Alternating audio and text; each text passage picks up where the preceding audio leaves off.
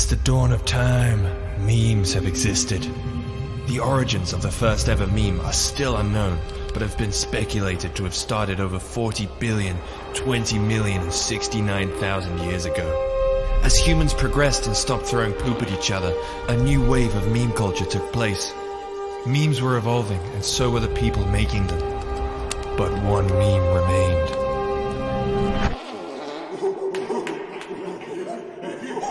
Many have tried to master the art of the meme, and many have failed. Wars throughout the centuries raged as humans slowly lost the ability to be funny. It was a very sad time indeed. Until one day, in a really obscure location, somewhere in England I think, a single person began to spread the flame of ancient meme creation across the modern age. The prophecies did not forewarn of his arrival, nor the army of meme creators he would summon. But one thing is for sure, he is a goddamn idiot. Hello everyone, thank you for coming.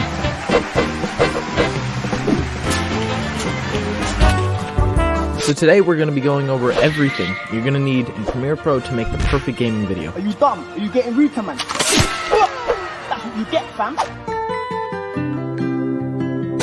To include this, and this, but most importantly, this. Okay, so you've recorded your epic gameplay, and now you're ready to edit it in Premiere. So what you're going to want to do is find the file location and drag that into Premiere. You can either do that by opening up File Explorer, which is what I do, and just dragging it into the media browser, or you can double click the media browser and use Premiere's built-in Explorer thingy. It's not as easy, but it's the same thing. Once your video is in your media, whatever it's called, all you have to do is click it, drag it into the timeline, but that's a boring video. No one's gonna watch a 37-minute uncut video of you playing Minecraft. Yes, but actually no. It's time to stop! So you're gonna want to cut it up into parts that'll keep the viewer's attention. The easiest way to do this is just press C on your keyboard and it'll bring up a little cursor thing that you can cut your videos with. So you're gonna want to do this around the parts where you're talking, where something loud happened, something funny.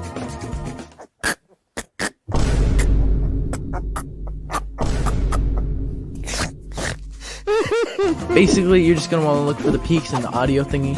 The higher it is, the louder it is. So you're going to want to kind of cut around those. Pizza time. Nice. Now you know how to cut your videos up into smaller bits. Now we're going to learn how to do tracking. Tracking is basically whenever the camera is zoomed in on something and it stays in the center of the frame for the duration of however long you want it to be there. It's a pretty easy effect to do and it can really just add a lot of juice to your video. So the way you're going to want to do this is once you click your footage, you're going to head over to the effects control panel, and then once you're there, you're going to see two little buttons. One says position and the other says scale. So let me show you an example with this clip. So what I want to do is I want to have it kind of zoom in and follow him as he falls into the lava. So what I'm going to do is I'm going to go right to the part where he starts to fall. So I'm going to click on it, I'm going to press scale and position, and then I'm going to go forward a couple frames, say right here, and then I'm going to use these variables to position him right in the middle of the frame. So then what you're going to want to do, once he's zoomed in and sort of in the middle of the frame, you're just going to want to go about 3 frames ahead, and then you can double click it and kind of drag him right in the middle again, and go a couple frames, drag him right in the middle, go a couple more frames, make sure he's in the middle. So basically you just keep doing this for the whole shot, and it should look like this at the end.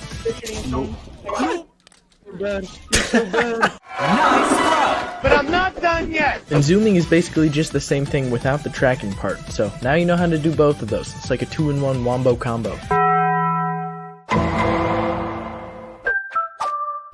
So music really only has 3 rules. 1, it's gotta fit the video that you're making. 2, you gotta cut when it's funny. Like Zanny Boss, Suicide Boss. And number 3, you gotta match the volume so it's not too high and not too low.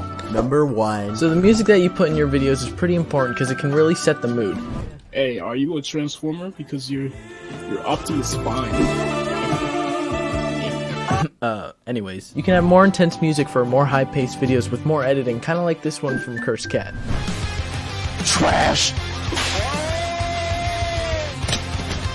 Link in description, please go subscribe to him. And you can also have more laid-back music for more chill videos like this one too.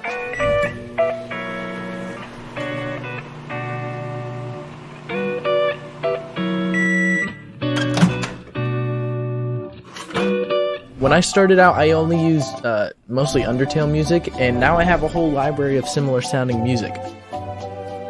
So once you've decided what type of music fits your video best, look to the right at the recommended side and see what other songs YouTube has that kind of sound like it. Once you do that, it kind of sends you down a rabbit hole of similar music, and over time you can fill up a whole library of different songs to use in your videos. Number 2. So timing your music is pretty easy. All you have to do, for the most part, is if something funny happens, cut right before it happens, and then bring it back immediately after. I just got sniped out here, please, bro.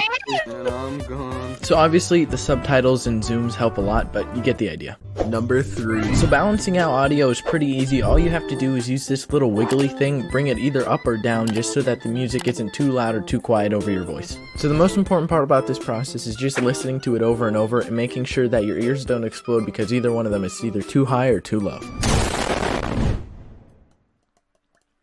I love war! So the next thing is sound effects. These have the same rules as music in that you have to find ones that actually fit and that they're not too loud, not too quiet. I'll leave a link to some of the sounds that I use in the description of this video. Sound effects should really complement the video. So like if I have a zoom in, Happens if I stand on him. poggers, then I might want to use a whoosh sound, Happens if I stand on him. poggers, or a fart, Happens if I stand on him. poggers, or a frying pan, Happens if I stand on him. poggers. Yeah, maybe not those last two. So you can bring sound effects into the timeline the same way you would bring music or a video in, and you can adjust the volume with the same wiggly thing.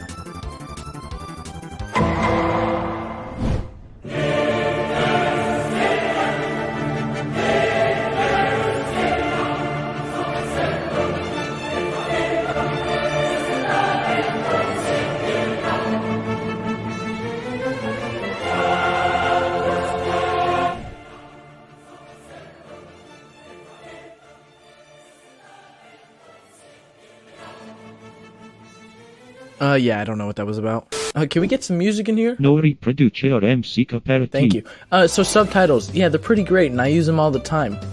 But, I have something I need to tell you. I use the exact same technique Finzer taught in his tutorials. Link in description. No! Come on, you're not an intellectual. You're a fake and a fraud. But I've adapted it. So I'll teach you a way he did it and another way to do it. And then this is the clip we're going to be subtitling. Only the poggers can save me now. So Finzar's technique, what you do is you press T on the keyboard and then you get a little red box that you can type anything into. So once you have your text open, you're going to want to listen to what you actually say. Only the poggers can save me now. So I say only the poggers can save me now. I don't know why. So what you're going to do, go back to this thing, get your red box, and then type out the first word. So now it's there. It's not centered at all. It's in an ugly position. So what we're gonna do, usually I have mine at around 200, and so now it's off screen. So press V so you can drag it, and then if you hold down Control and drag it somewhere in the middle, then it'll line it up. So right there looks good. And then what you're going to want to do, open this little text thing, go down to this one, and then press Scale. Go forward about 3 frames. Press this 100 and then type in 120. Go forward about 3 more frames, and then type in 115. And now you get that little pop effect. Obviously, I say more things than just only. So what you're going to want to do, instead of doing that entire thing over for every single word, you can just hold down Alt, click it, and then drag it up to where you say the next word, which is right here. And then you can just click on it and type whatever you say next. So you just want to do that for the entire shot, and it should look like this. Only the poggers can save me now. So, that's how you normally subtitle. Thank you, Finzar, for that one. But the way you can, like, kind of spice it up a little bit, because that's just, you know, text on the screen. So you can use the exact same technique with the popping, so you can just all drag that over.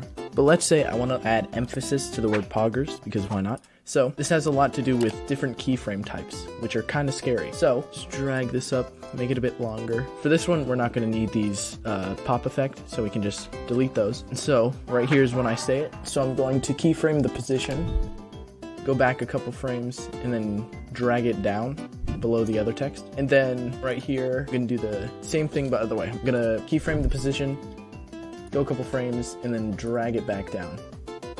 And so now, what you're going to want to do, because it's kind of It's not really smooth, it just kind of comes up. So what you're gonna do, press this little arrow. You can kind of see the motion of it. So you're gonna press this little diamond, and then you get a little blue thing.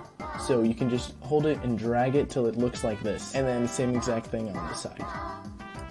You can change it so it's more in the middle. This is actually a bit quick. So if you want to make it longer, not that quick, just spread out the keyframes like this, and then bring the middle ones closer together.